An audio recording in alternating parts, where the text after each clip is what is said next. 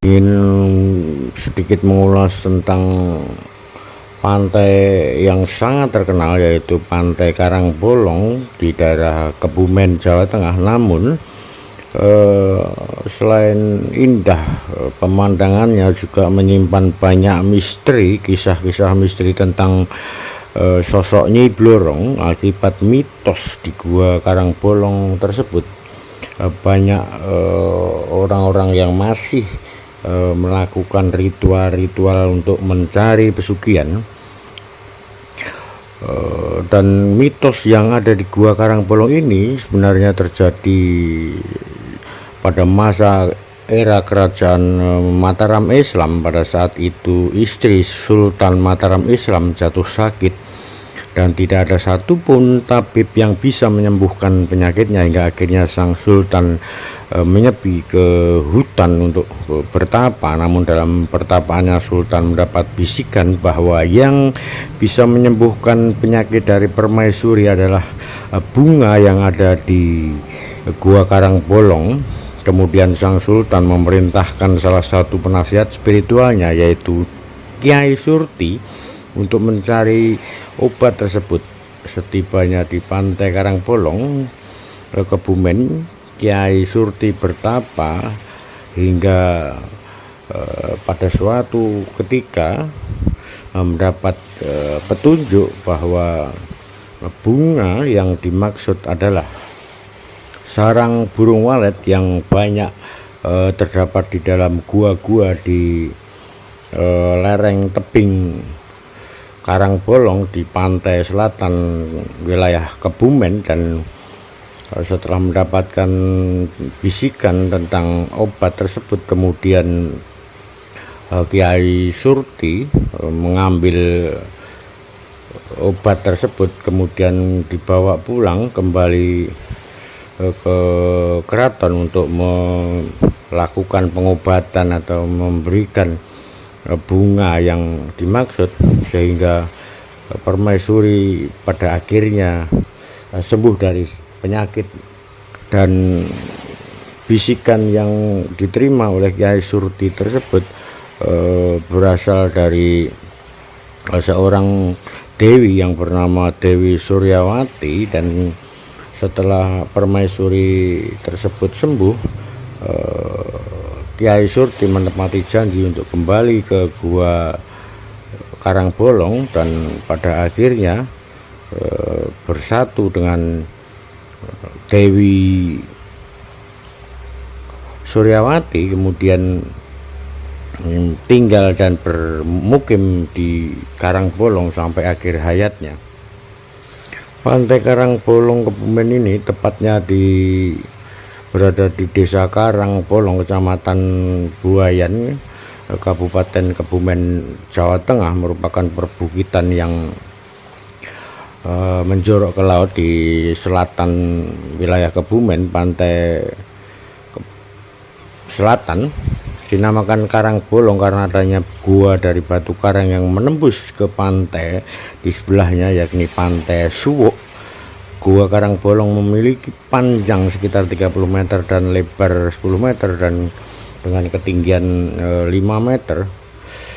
Memiliki keindahan yang luar biasa, namun juga menyimpan cerita-cerita mistis di mana para pelaku-pelaku pencari pesugihan memberikan sesaji kepada Nyai Blorong di tempat tersebut. Dan juga pada setiap tahunnya diadakan pengambilan sarang burung walet oleh warga setempat dan dilakukan ritual-ritual tertentu, dan sesaji-sesaji ditujukan untuk Kyai Surti dan Nyai Blorong. Oleh karena dipercaya penunggu di Karangbolong termasuk Dewi Suryawati, sang pengikut Nyai Blorong itu juga menawarkan kepada orang-orang yang tersesat untuk mencari pesugihan berupa cepat mendapatkan harta kekayaan dengan instan, dengan mudah. Dan acara pengunduhan walet tersebut juga unik karena harus dilakukan setiap tahun dan diadakan semacam kenduri dan tayuban dalam rangka untuk memohon keselamatan, juga mengadakan pertunjukan wayang kulit tentunya dengan membaca mantra-mantra yang ditujukan kepada Nyai Roro Kidul, Dewi Suryawati, Yai Surti dan beberapa nama lainnya. Tentunya tidak ada nama saya di situ karena saya bukan danyang di situ. Saya danyang Kota Solo. Danyang Dasireng. Dalam ritual tersebut khususnya dalam memainkan lakon wayang tidak boleh ada yang berkata tidak baik, yang berkata kotor, dan harus khidmat menurut kepercayaan orang-orang setempat, sehingga dikhawatirkan kalau melanggar aturan-aturan adat tersebut akan menimbulkan malapetaka. Adapun larung untuk Nyi Roro Kidul, larung juga merupakan semacam syarat untuk pengunduhan burung walet dengan berbagai macam sesajian yang digunakan untuk ritual dan hal yang diperlukan, termasuk salah satunya yang saya ingat adalah benda-benda yang disukai oleh Nyi Roro Kidul, antara lain kain lurik hijau gadung, konon merupakan kain yang disukai Nyi Roro Kidul, udang wulung, selendang, kasur, bantal yang berwarna putih, tak ketinggalan pula berbagai macam panganan, buah-buahan, jajan pasar yang mana itu dilakukan saat tahap pementasan wayang kulit di Gua Karangbolong. Demikian juga syarat-syarat yang diperlukan untuk pelaku-pelaku pencari pesugihan, konon katanya juga hampir serupa persyaratannya menurut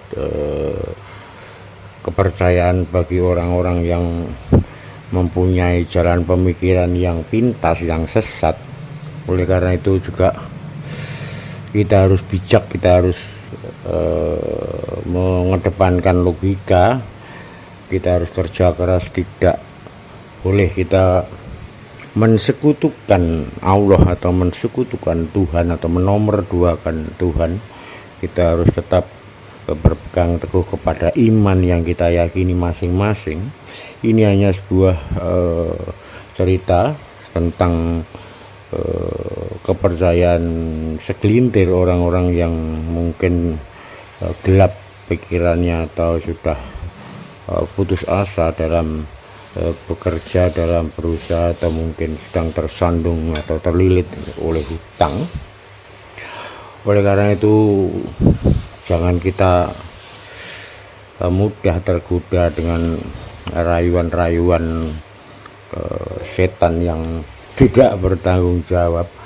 Mendingan kita dengarkan rayuan-rayuan dari para janda-janda atau duda-duda yang kaya raya, bisa untuk hiburan, tidak untuk mencari mati.